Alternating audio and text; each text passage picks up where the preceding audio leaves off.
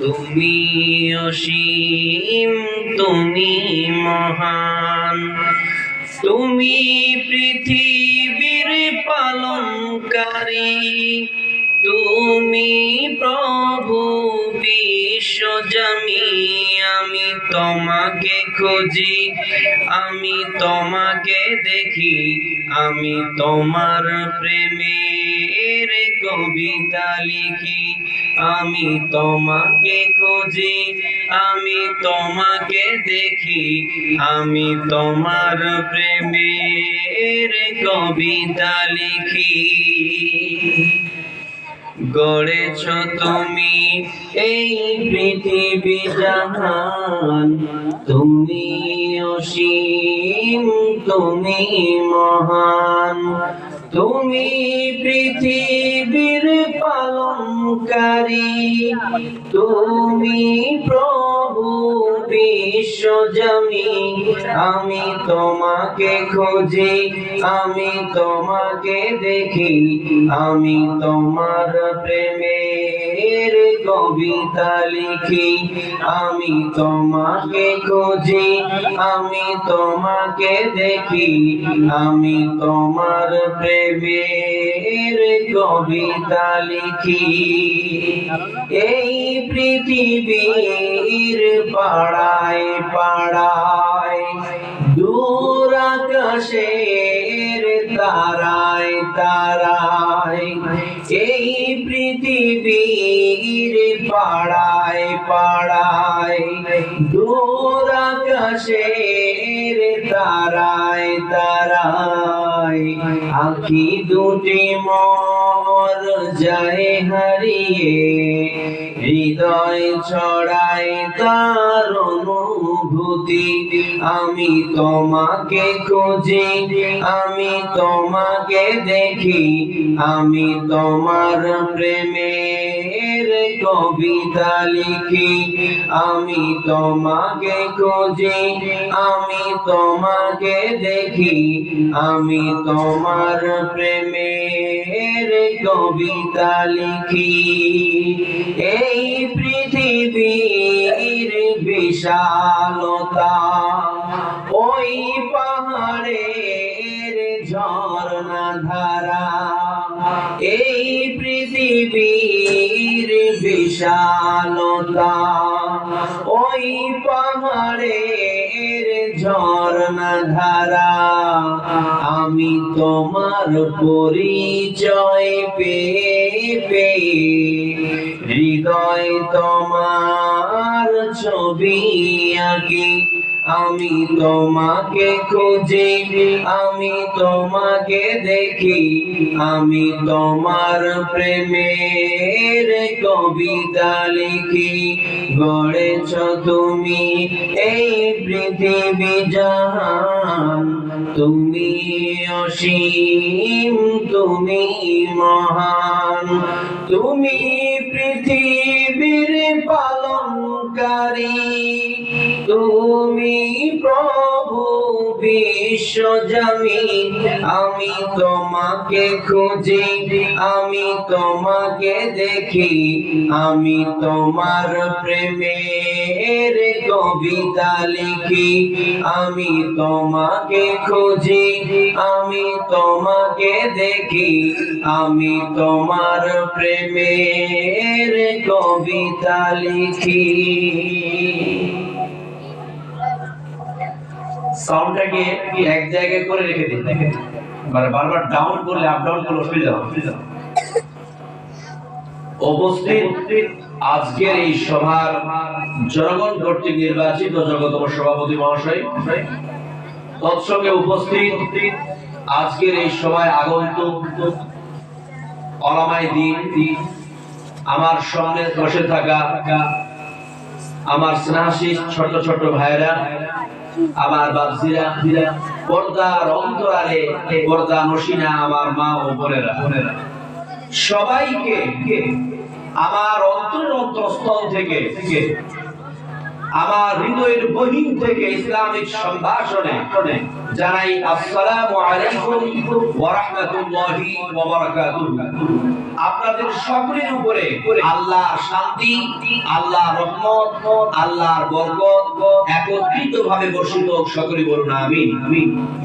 সর্বাগ্রে সর্বপ্রথমেই সেই মহান মহিয়ান আল্লাহ তাবারক ওয়া তাআলার প্রশংসা, যিনার আদেশে, যিনার ইচ্ছায় আজ আমরা এই পবিত্র মহত্বপূর্ণ এক জলসায় উপস্থিত হওয়ার তৌফিক এনায়েত পেয়েছি।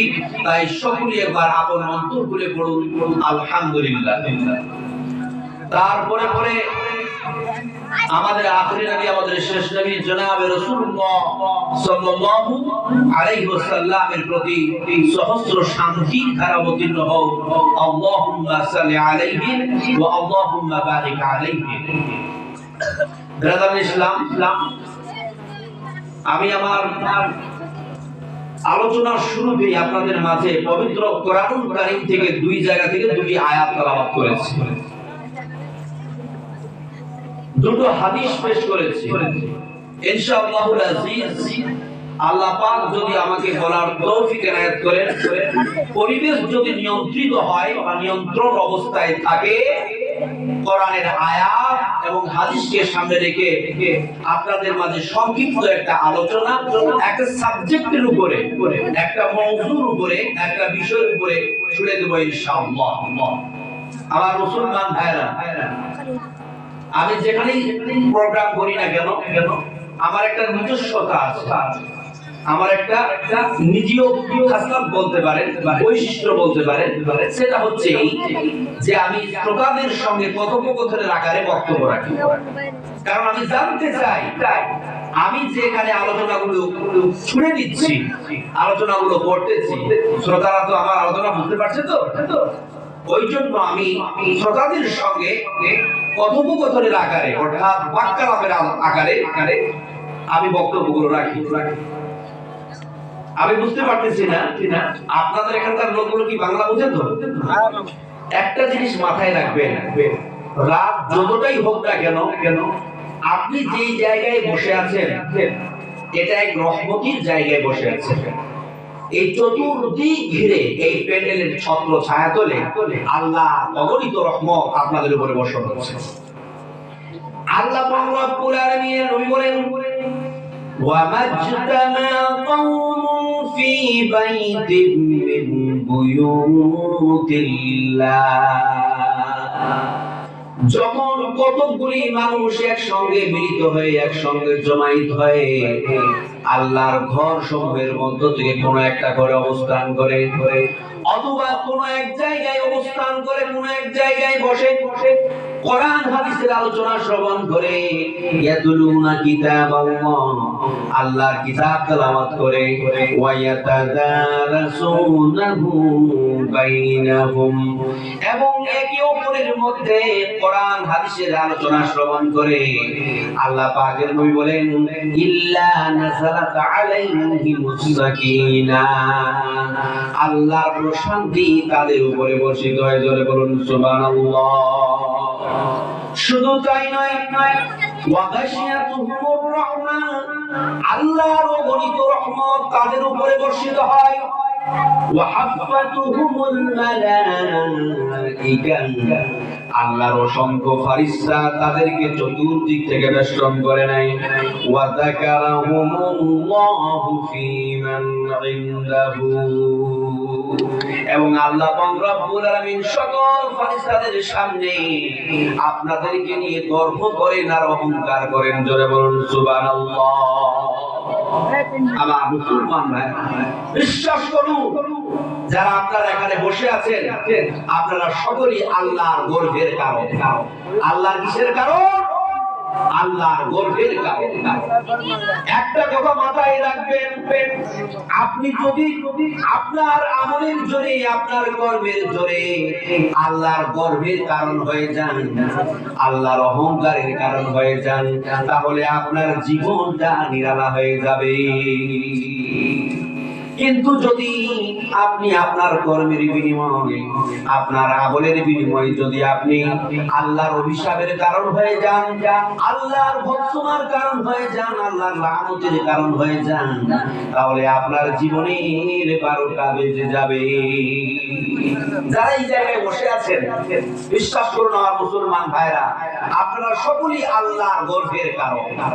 আর যারা মেলা বাজারে ঘুরে বেড়াচ্ছে, রাস্তাঘাটে ঘুরে বেড়াচ্ছে, তারা হচ্ছে আল্লাহর অভিশাপের কারণ। আল্লাহর অভিশাপের কারণ হতে চান না আল্লাহর অহংকারের কারণ হতে চান? অবশ্যই আল্লাহর অহংকারের কারণ হতে চান, কি জান না? সুতরাং আপনারা এইরকম একটা জায়গায় বসে আছেন, এই সময় ইন দা মিন টাইম আল্লাহ পাক আপনাদের সকলকে নিয়ে ফারিস্তাদের মাঝে গর্ব করে বলতেছে, দেখো আমার ফারিস্তারা, তোমরা বলেছিলে পৃথিবীতে এই মানুষ জাতিকে সৃষ্টি করো না, এই মানব জাতিকে সৃষ্টি করো না। এই মানবেরা পৃথিবীতে গিয়ে একে অপরে মারামারি, হানাহানি, কাটাকাটি, রাহাজানি করবে, এরা বিশৃঙ্খলা সৃষ্টি করবে, এরা অশান্তির সৃষ্টি করবে, এরা বিপর্যয় সৃষ্টি করবে। আল্লাহ, তুমি এরকম জাতিকে সৃষ্টি করো না। কিন্তু সেই দিন আল্লাহ পাক তখন বলবেন, ও আমার ফারিস্তারা শোনো, তোমরা এইভাবে আমাকে বলেছিলে, কিন্তু আজ আমার এই সকল বান্দাদেরকে নিয়ে অহংকার হচ্ছে, গর্ব হচ্ছে, কারণ আমার বান্দারা কত সুন্দর করে তারা এক মাজলিসে বসে কোরআন এবং হাদিসের আলোচনা শ্রবণ করছে। জোরে বলুন সুবহানাল্লাহ। আমার মুসলমান ভাইরা, কোরআনের যে আয়াত আমি আপনাদের মাঝে পাঠ করেছি, হাদিসের রাসূল যে পাঠ করেছি, কোরআনের আয়াত এ হাদিস আমাকে উদ্বুদ্ধ করতেছে মা বোনদের সম্পর্কে বলার জন্য। তাই আমি আমার মা বোনদের সম্পর্কে কিছু আলোচনা করব। মা ও বোনেরা, আপনারা মন দিয়ে কর্ণপাত করে শুনবেন, কারণ আল্লাহ পাক আপনাকে কি সম্মান দিয়েছেন, কি মর্যাদা দিয়েছেন, কি অধিকার দিয়েছেন, এটা আপনাকে জানা লাগবে। আর আমার পুরুষ ভাইরা, আপনারাও মন দিয়ে শুনবেন। আমাদের প্রত্যেকের ঘরে মা বোন আছে কিনা? অবশ্যই আছে। তাহলে আমাদের প্রত্যেকের ঘরে যখন মা বোন আছে, তাহলে আল্লাহ পাক আমাদের এই মা বোনদেরকে কি সম্মান দিয়েছেন, কি মর্যাদা দিয়েছেন, কি অধিকার দিয়েছেন, আমাদের সকলকেই এটা জানা লাগবে ইনশাআল্লাহ। শুনুন তাহলে, there are three main forms of women. নারী জাতিকে প্রধানত বা মূলত 3 ভাগে বিভক্ত করা যায়। কয় ভাগে বললাম? 3 ভাগে। Number 1, she is born and daughter. যখন সে জন্ম নেয় তখন সে কন্যা। Number 2, after marriage she becomes wife. যখন তার বিয়ে হয়ে যায় তখন সে হয়ে যায় স্ত্রী। Number 3, after giving birth to children she becomes mother. সন্তান সন্ততি জন্ম দেওয়ার পর সে হয়ে যায় মা। বলুন সুবহানাল্লাহ। সুতরাং আমরা জানতে পারলাম যে নারী জাতির রূপ হচ্ছে 3টা। নারী প্রথমে কন্যা, তারপরে স্ত্রী, তারপরে মা। কম্বাইন ভাবে এই নারী জাতির যে 3টা রূপ, এই 3 রূপে রাসূল সাল্লাল্লাহু আলাইহি ওয়াসাল্লাম নারী জাতিকে কি সম্মান দিয়েছেন, কি মর্যাদা দিয়েছেন, কি অধিকার দিয়েছেন, এটা আমরা একটা হাদিস থেকে জানবো ইনশাআল্লাহ। আল্লাহ পাক রব্বুল আলামিনের নবী বলেন, when a woman is a daughter, যখন একজন নারী কন্যা, then mercy for the father, তখন সে তার বাবার জন্য রহমত। and when a woman is a wife, যখন একজন নারী স্ত্রী, then blessing for the husband, তখন সে তার স্বামীর জন্য বরকত। and when a woman is a mother, যখন একজন নারী মা, then paradise for the children, তখন সে তার সন্তান সন্ততির জন্য জান্নাত। সুবহানাল্লাহ। তাহলে আমরা জানতে পারলাম, ও আমার মুসলমান ভাইরা, মন দিয়ে কর্ণপাত করে শুনুন, আমরা এই হাদিসের রাসূল থেকে জানতে পারলাম, নারী যখন কন্যা তখন তার বাবার জন্য রহমত। নারী যখন স্ত্রী তখন সে তার স্বামীর জন্য বরকত।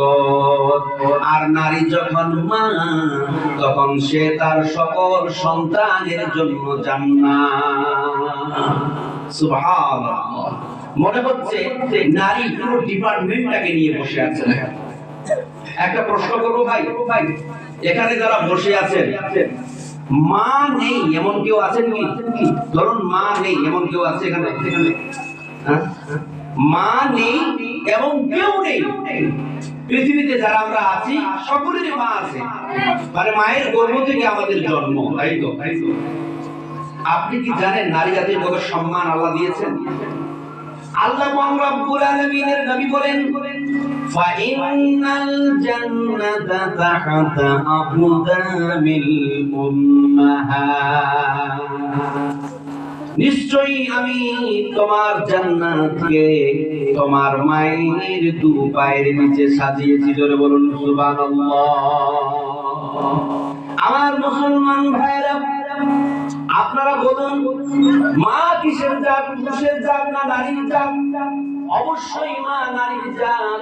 আল্লাহ রাব্বুল আলামিন আমাদের জান্নাতটাকে একজন নারীর পায়ের নিচে সাজিয়ে দিলেন।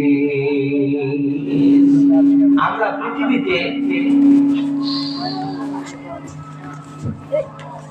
পৃথিবীতে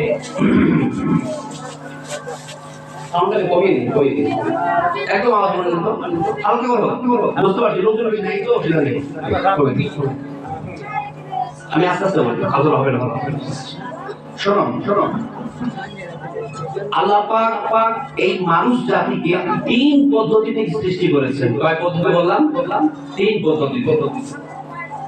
মাও নাই, বাবাও নাই, এই পদ্ধতিতে আল্লাহ কাকে সৃষ্টি করেছেন? বলুন, বলতে পারবেন না? আদম আলাইহিস সালামকে এবং হাওয়া আলাইহিস সালামকে। আদম আলাইহিস সালাম এবং হাওয়া আলাইহিস সালামের মাও নেই, বাবাও নেই। এটা হলো এক। দুই নম্বর পদ্ধতিতে আল্লাহ পাক সৃষ্টি করেছেন কাকে? যে মা আছে কিন্তু বাবা নাই। এই পদ্ধতিতে আল্লাহ পাক হযরত মারিয়াম আলাইহিস সালামকে সৃষ্টি করেছেন। মাও আছে, বাবাও আছে। এই পদ্ধতিতে আল্লাহ পাক আমাদের সকলকে সৃষ্টি করেছেন। জোরে বলুন সুবহানাল্লাহ। তাহলে আমরা জানতে পারলাম এই পৃথিবীতে যারা আমরা আছি, বর্তমান যারা এখানে উপস্থিত আছি, সকলেরই মা আছে। আর নারী জাতির কত সম্মান আল্লাহ দিলেন যে আমাদের সকলের জান্নাত নারীর একটা রূপ মায়ের দু পায়ের নিচে সাজিয়েছে। জোরে বলুন সুবহানাল্লাহ। আমার মুসলমান ভাইরা, সুতরাং এই নারী জাতিকে আমি তিন ভাগে বিভক্ত করেছিলাম।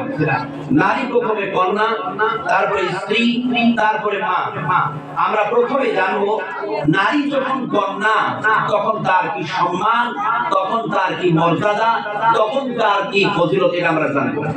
অর্থাৎ the rights of women as a daughter, কন্যা রূপে নারীর কি সম্মান, আমরা এটা জানবো ইনশাআল্লাহ। কন্যা রূপে নারীর সম্মান আর মর্যাদার কথা যদি বলতে চান, তাহলে জামানায় জাহিলিয়াতের পর্বটা জানা লাগবে, অর্থাৎ প্রাক ইসলামের যুগটাকে জানা লাগবে, প্রে-ও ইসলামকে জানা লাগবে। বিশ্বাস করুন আমার মুসলমান ভাইরা, জামানায় জাহিলিয়াতি বর্বরতার যুগে, অন্ধকারের যুগে নারী জাতির কন্যা রূপে তেমন কোনো সম্মান ছিল না, মর্যাদা ছিল না।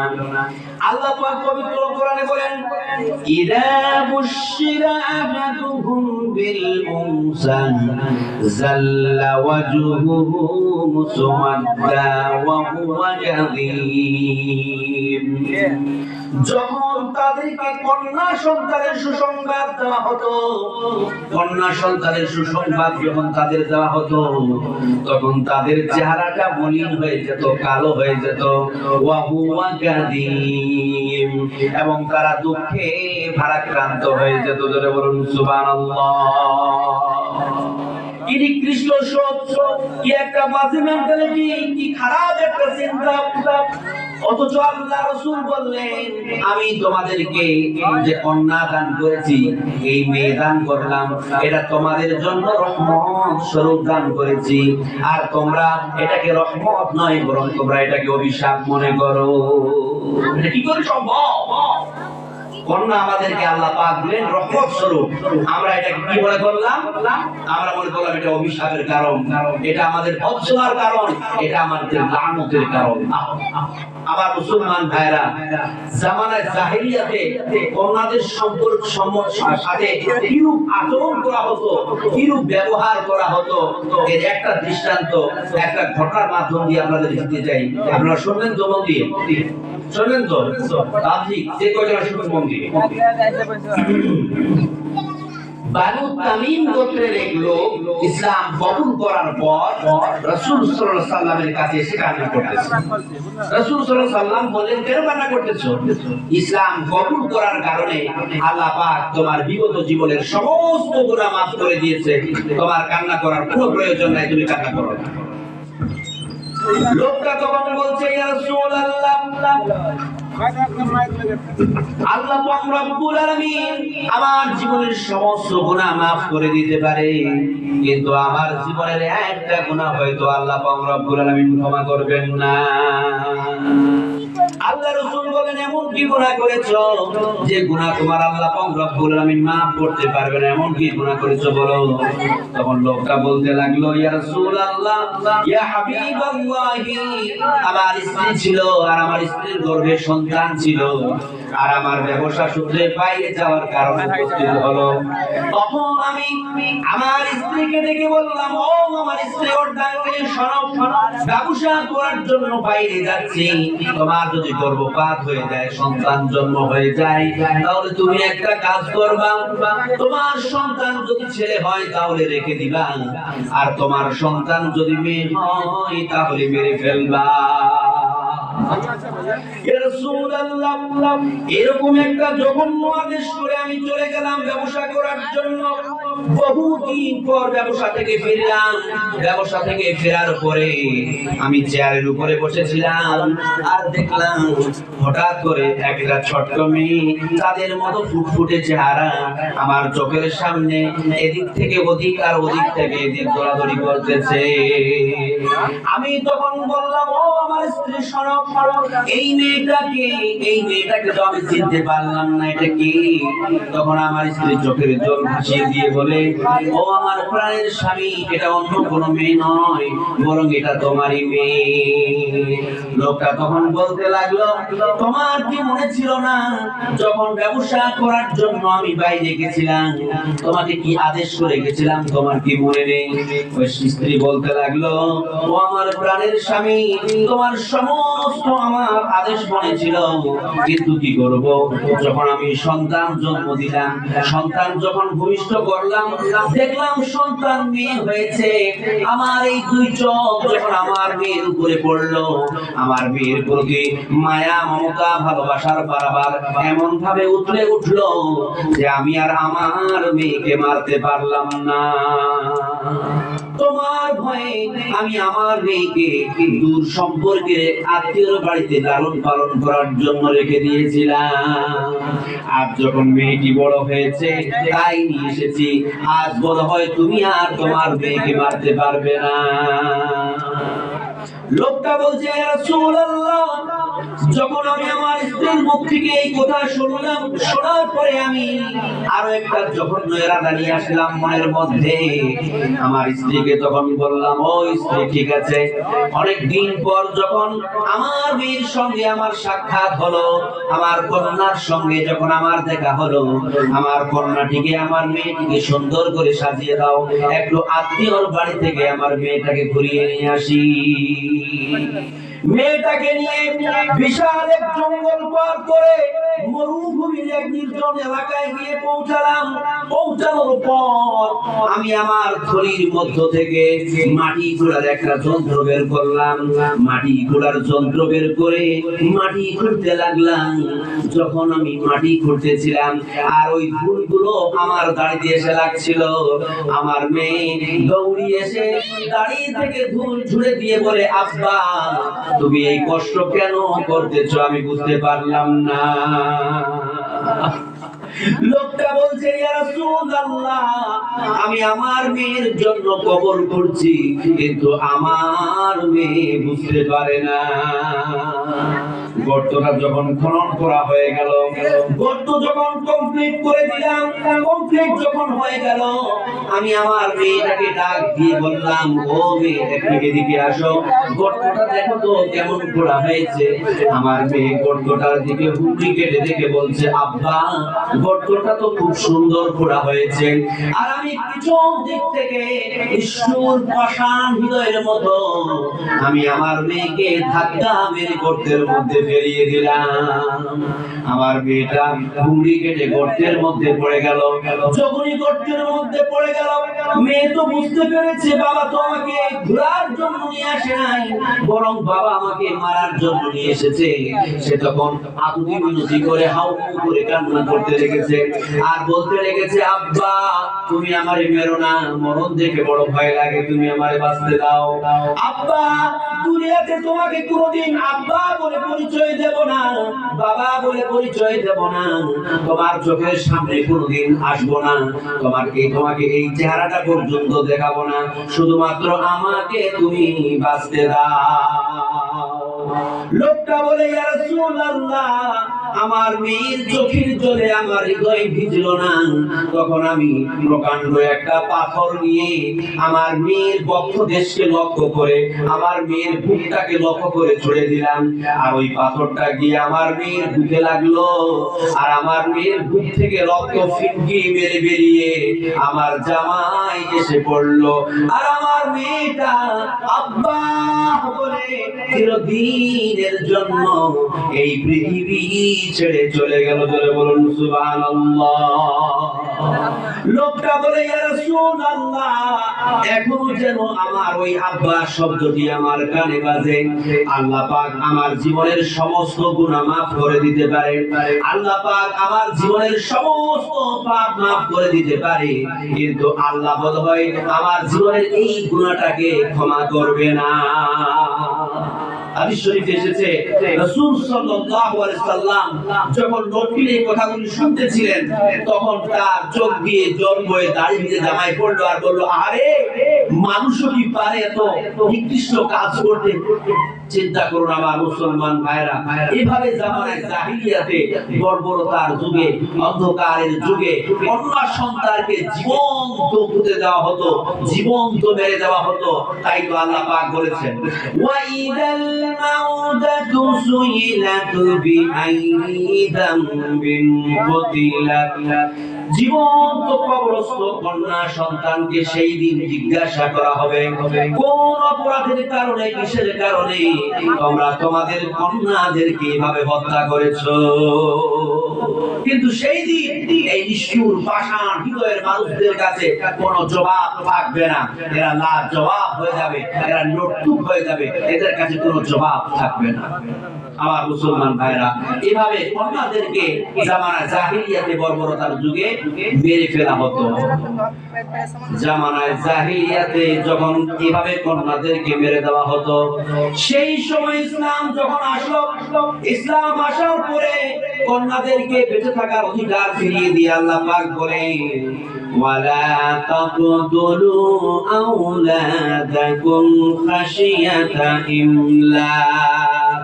খবরদার তোমরা তোমাদের সন্তানদেরকে হত্যা করো না, কেননা নাহনু নারযুকুহুম ওয়া ইয়্যাকুম, আমি তাদেরকে খাওয়াই এবং তোমাদেরকে খাওয়াই। ইন্না কাতলাহুম কানা খিতআন কাবীরা, নিশ্চয়ই এদেরকে হত্যা করা অথবা এই কন্যাদেরকে হত্যা করা নির্মম বড় অপরাধ। কন্যাদেরকে হত্যা করা যাবে না, এদেরকে হত্যা করা মহা অপরাধ। কে ঘোষণা করলেন? আল্লাহ পাক ঘোষণা করে দিলেন। তারপর থেকে এই কন্যাদেরকে শুধু নয়, পৃথিবীর কোনো সন্তানকেই হত্যা করা যাবে না। সব সন্তানরা এই পৃথিবীর রূপ দেখবে, পৃথিবীর নিয়ামত আস্বাদন করবে, তারা পৃথিবীর বৈচিত্র্যময় দেশের রূপ দেখে তারা পৃথিবীতে বিচরণ করবে। এদেরকে মারার অধিকার তোমার নেই, এদেরকে হত্যা করার অধিকার তোমার নেই। অথচ আজ এই পৃথিবীতে এই শুধুমাত্র ভারতের মাটিতে নয়, পৃথিবীর অসংখ্য জায়গায় কি করা হচ্ছে? এই কন্যাদেরকে মেরে দেওয়া হচ্ছে, কন্যাদেরকে নষ্ট করে দেওয়া হচ্ছে। কন্যাদেরকে যে মারা এই কুপ্রথা, এই জঘন্য রীতি বা রেওয়াজ, এটা বর্তমান আছে না চলে গেছে? বলুন বলুন। এখনো আছে, শুধুমাত্র শুধুমাত্র পদ্ধতির চেঞ্জ হয়েছে, সিস্টেমের চেঞ্জ হয়েছে। আসলে আগের যুগে ইউএসজি ছিল না, আল্ট্রাসোনোগ্রাফি ছিল না, এই পেটের ছবি ছিল, এগুলো ছিল না। তাই তারা জানতে পারতো না গর্ভের সন্তান ছেলে না মেয়ে। তাই তারা কি করত? সন্তান জন্মের অপেক্ষা করত। যখন সন্তানটা জন্ম লাভ করত আর জানতে পারত যে এই গর্ভের সন্তান মেয়ে, তখন তাকে মেরে দিত। আরে কিন্তু এখন সন্তান জন্মের জন্য আর অপেক্ষা করার প্রয়োজন লাগে না। এখন আল্ট্রাসোনোগ্রাফি অথবা পেটের ছবি করার মাধ্যম দিয়ে আমরা জানতে পেরে নিচ্ছি যে মায়ের পেটে বা মায়ের গর্ভে যে সন্তান আছে এই সন্তানটা ছেলে না মেয়ে। যখন আমরা জানতে পারি যে এই সন্তানটা মেয়ে, তখন তাকে আমরা নির্মমভাবে হত্যা করে দিবা, মেরে ফেলি। আবার মুসলমান ভাইরা, খবরদার এই কাজের সঙ্গে জড়িত হবে না, যেখানে আল্লাহ পাক স্পষ্ট করে বলে দিলেন ইন্না কাতলাহুম কানা খিতআন কাবীরা, নিশ্চয়ই এদেরকে হত্যা করা মহা পাপ, বড় পাপ, এদেরকে হত্যা করা যাবে না। যে কোনো পন্থায় হোক না কেন, এই যে সন্তান যখন মায়ের পেটে থাকে, গর্ভে থাকে, তখন এক পর্যায়ে গিয়ে সে কি পায়? জীবন পেয়ে যায়। আর তারপরে যে তাকে নষ্ট করে দেওয়া হয় ফিজিক্যাল অ্যাবর্শনের মাধ্যম দিয়ে অথবা কোনো মেডিসিন প্রয়োগ করে, এই সব করা যাবে না, কারণ এটা সম্পূর্ণরূপে হারাম। এটা একটা মানুষ হত্যা করার মতো অপরাধ। আল্লাহ পাক পবিত্র কোরআনে বলেছেন, যদি পৃথিবীতে কোনো মানুষ পুরো মানুষকে হত্যা করে, তাহলে সে যেন পুরো মানব জাতিটাকে হত্যা করলো। কোনো মানুষ যদি পৃথিবীতে কোনো মানুষের জীবন বাঁচায়, তাহলে সে যেন পুরো মানব জাতিটাকে বাঁচালো। সুতরাং এভাবে গর্ভের সন্তানকে নষ্ট করা মানে মানুষ হত্যা করা। সুতরাং আপনি এই যে একটা মানুষ হত্যা করলেন, পুরো মানব জাতিটাকে আপনি হত্যা করলেন। সুতরাং এখান থেকে আমাদের সাবধান থাকা লাগবে।